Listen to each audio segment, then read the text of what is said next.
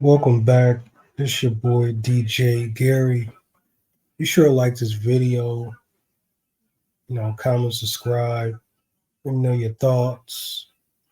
I want to say happy birthday to the Aquariuses. It's y'all time. Move along, Capricorn. All right, so let's get into the truth behind We Are the World song. So let's take it back to 1983. So Michael Jackson at this point, he just did Thriller, and he's recording new material for, he's working on new material for a new album. And he's really looking for a sound different than Quincy, his own sound. Because people were saying, like, there's rumors going around talking about, you know, Quincy made Michael, and, you know, this, that, and the third. And so for Michael Jackson, he's like, well, you know, I'm just going to start working. Randy Jackson, his brother, was like one of the first guys to help Michael get his ideas out. Then came Greg Gaines. Then came Bill Wolfer. And then now it's, Bill Wolfer, who helped Michael Jackson with Billie Jean, and then Greg Gaines, who's instrumental in to Jackson's Destiny, Triumph, Off the Wall, Thriller, and so forth. But this time it was a guy, a musician by the name of John Barnes.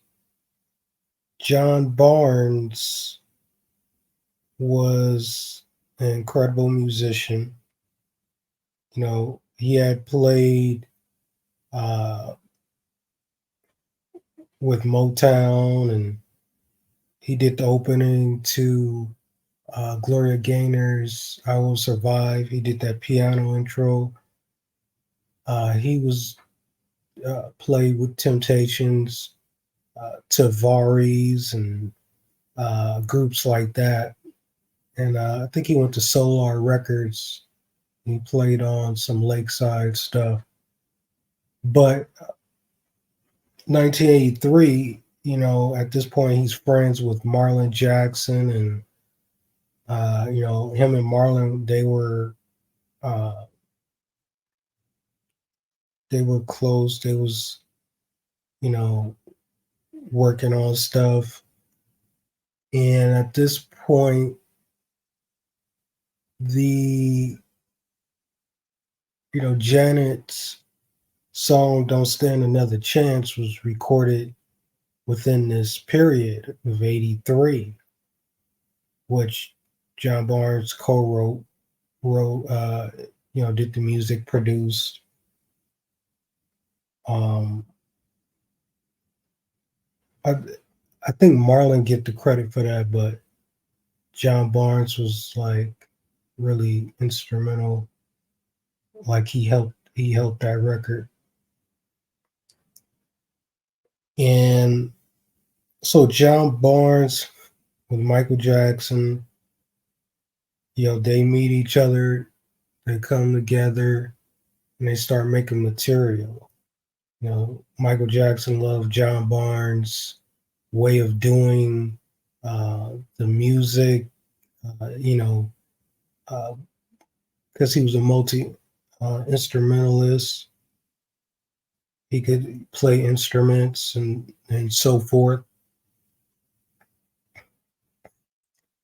And so what happened was eventually, John Barnes was instrumental with Michael Jackson making like Centipede for Rebe and some other stuff. But he was around, he, uh, so with the We Are the World, Michael Jackson get a call from Quincy, and Quincy's like, we doing it. I want you to do is write a song for the kids in Africa. You know what I'm saying? And Michael's like, at first Michael didn't want to do it because, he just got done with the Victory Tour and Thriller and all that. But, of course he was like, just for the kids. So he said, okay. He said, you and Lionel Richie get in there and, y'all come up. What's up? I had so Lionel Richie gets in there with Michael. Story goes, nothing happens. Michael's working, on after a couple days they work on stuff, and then Lionel Richie has this idea. He brings it to Michael. Michael got idea. So Michael's like, yeah, that's a cool little riff you got and you're working on, let me take that and see what I come up with. I'm taking it to the studio. So he calls John Barnes and he's like, I need your help, help me put this down. And so John Barnes goes in there helping Michael put it down, whatever he put down, a beat and all that. And Michael had the chorus, some of the verse.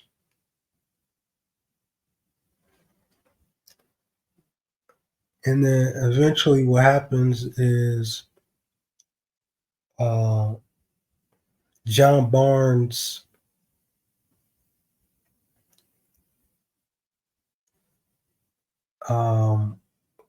what happened was Stevie Wonder was supposed to come in there.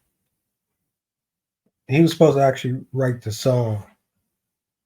But Stevie Wonder, they was like, well, Stevie Wonder's kind of slow, he works on his own time and all that. And then it went to, well, Stevie Wonder's gonna write the bridge. Stevie Wonder didn't come through. So John Barnes wrote the bridge to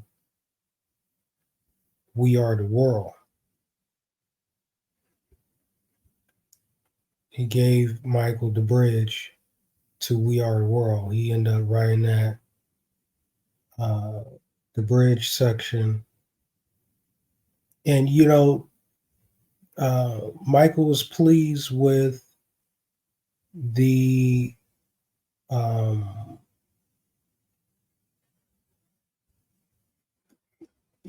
Michael was pleased with it, with what he heard. And so Michael, was like, all right, let's put it down. And the demo is pretty much available on the Ultimate Collection of Michael Jackson's, or you can find it on YouTube. So Michael does it. He presents it to Quincy, and of course, they have to recut it and all that. So interesting enough, um, John Michael Jackson brought to Michael Jackson brought to Quincy attention, like, hey, John Barnes helped me write this bridge. Stevie, didn't come through, so John Barnes, he helped. He really came through with the bridge. And, Michael's trying to give him some credit. But Quincy told John Barnes, John Barnes thinking like, man, I'm gonna be on this record, I'm gonna be up here with Michael, Lionel, and me. I'm sharing credits with incredible legends, who he had worked with in the past and was working currently. So Quincy basically said, like, hey, you're not that famous to be on the record. You're not that famous to have a co-writers uh, or a co-producer credit on this song. Like, it's not happening. And John Barnes was really hurt behind Quincy's, uh, brutal cut right there. Like, basically saying like, you're not famous enough to be on the record,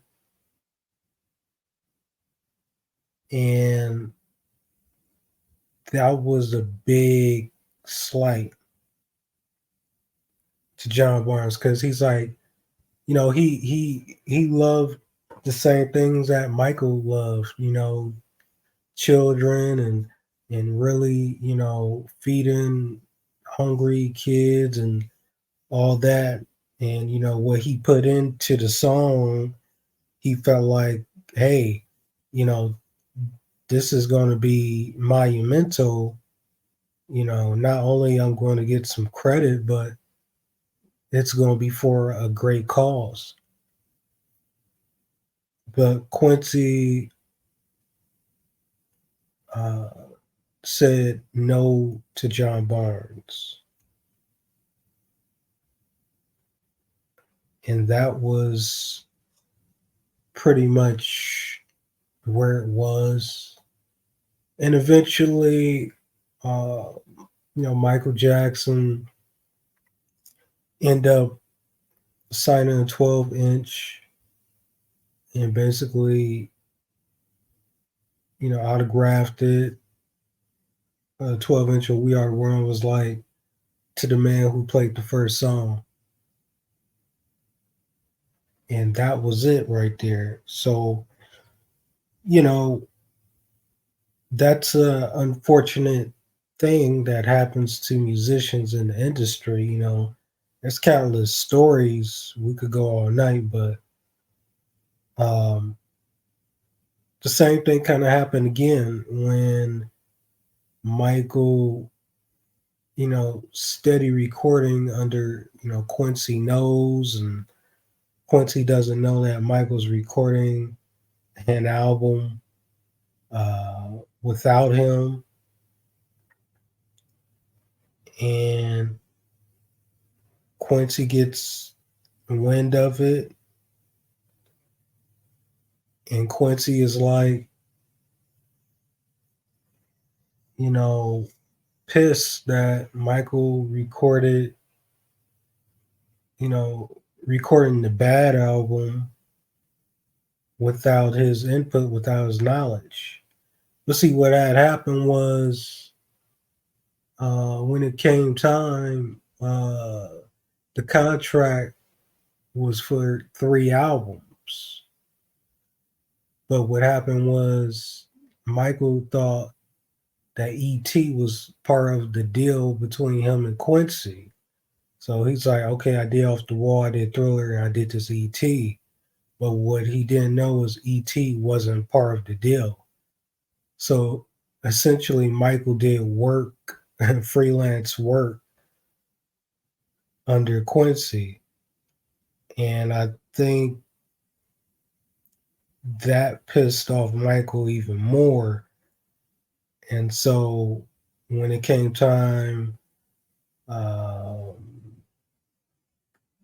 the bad sessions, and John Barnes thinking that, John Barnes, Bill Bottrell, they thinking like, hey, we finally gonna get some credit with Michael. We probably, seeing some light at the end of the tunnel.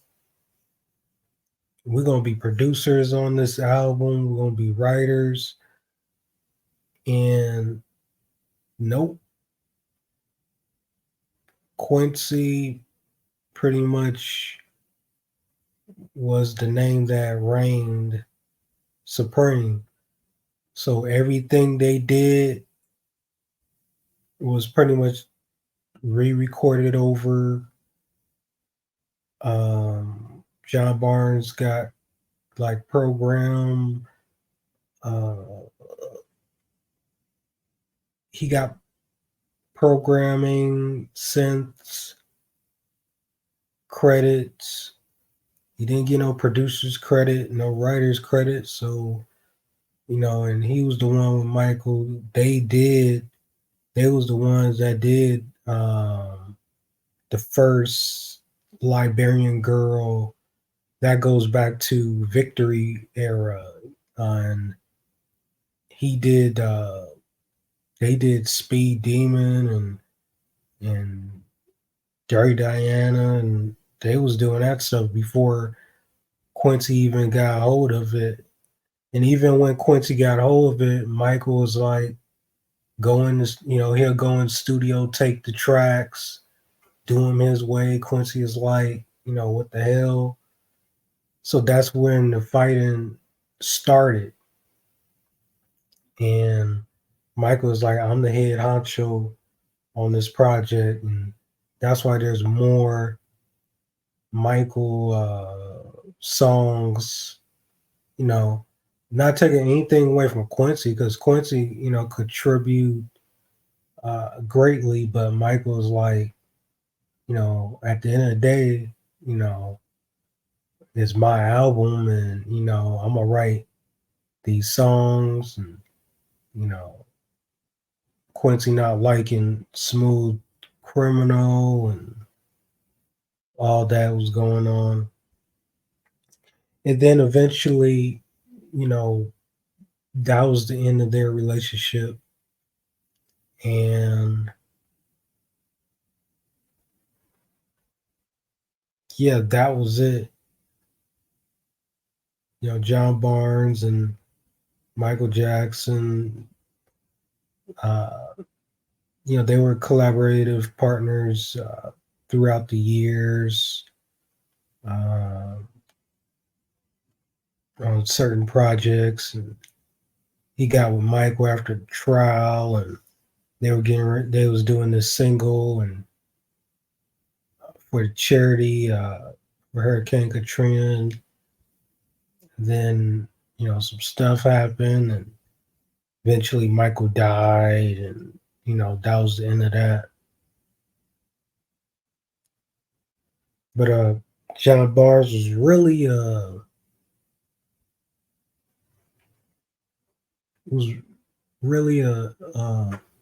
great musician. He was the one who did Captain EO with Michael. We Are Here to Change the World. He came up with that when Michael was just got out of the hospital, and he helped create that record. We Are Here to Change the World. And he also did him and Michael did all right now with Ralph Transvez. So, they had some they had some, some history together. Rest in peace, John Barnes. He passed away not too long ago. Um, yeah, he and you know he never really got the proper interview uh, for his legacy because he worked with so many people. Shaka Khan. He was working with Shaka Khan before he died, and uh, he was really doing some incredible stuff. Uh, he worked with quite a bit of artists from back in the day. So, and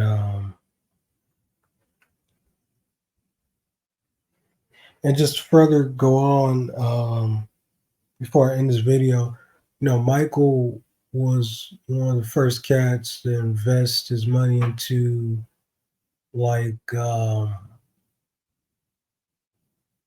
like this like Synclavier.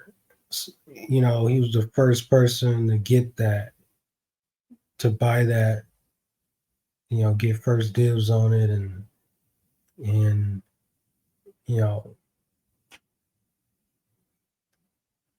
and John Barnes would you know make sounds for Michael and with Michael, and innovative stuff, and you know but that's all I'm gonna speak on. I hope you like this video. Comment, subscribe, let me know what you think. Did you learn something? Probably did, but this is the real truth behind We Are the World. uh, that was probably left out in the documentary. I haven't seen it. Not sure if I plan on seeing it. And yeah.